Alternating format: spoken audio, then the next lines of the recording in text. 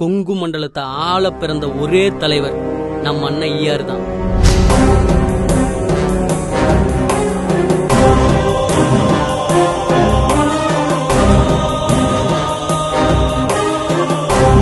February 15, 2009 Karumathampatti மாநாட்டில் தொடங்கப்பட்டதுதான் இந்த இயக்கம். அதே ஆண்டு பாராளுமன்ற தேர்தல், தொண்டாமுத்தூர் இடைத்தேர்தல், 2011 சட்டமன்ற தேர்தல், 2014 பாராளுமன்ற தேர்தல், 2016 மீண்டும் சட்டமன்ற தேர்தல், 72 தொகுதிகளில் தனித்து போட்டி. தேர்தல்ல வெற்றி தோல்வியை மட்டும் எண்ணிட்டு இருந்த மத்த தலைவர்கள் மத்தியில நம் அண்ணன் மட்டும்தான் கொங்கு நாட்டு மக்கள் முன்னேற்றத்துக்காக இருந்தவர்.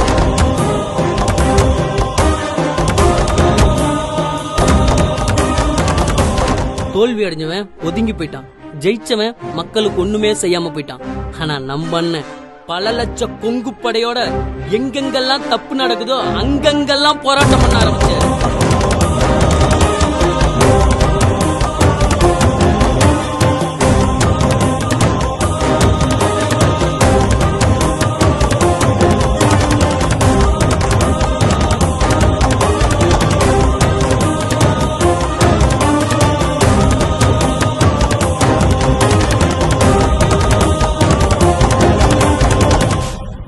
மனிதனின் முதல் தேவை உணவு.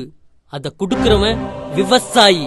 நம்ம பாரதம் விவசாய நாடு, விவசாயத்தை மட்டும் நம்புற நாடு. கொஞ்சம் கொஞ்சமா விவசாயிகளும் விவசாயமா அழிஞ்சிட்டு இருக்கிறத பார்த்த நம்ம அண்ணன் விவசாயத்துக்கு மூலப்பொருள் தண்ணி, அது கிடைக்கிறதுக்காக நதிநீர் இணைப்பு மாநாடு. நதிநீரை 3 வகையாக பிரிக்கலாம். ஒன்று தேசிய நதிகளை இணைப்பது, அதுதான் கங்கையும் காவிரியும் இணைப்பது. இணைக்க முடியும்.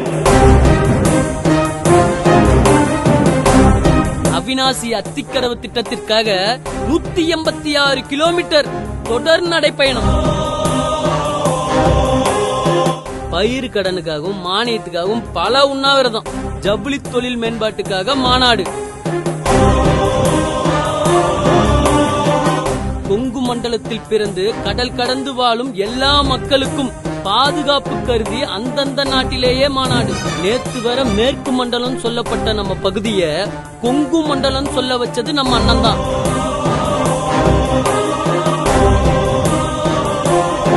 வருஷத்துக்கு குறைஞ்சபட்சம் 1000 ஏழை கல்லூரி மாணவர்களுக்கு இலவச கல்வி.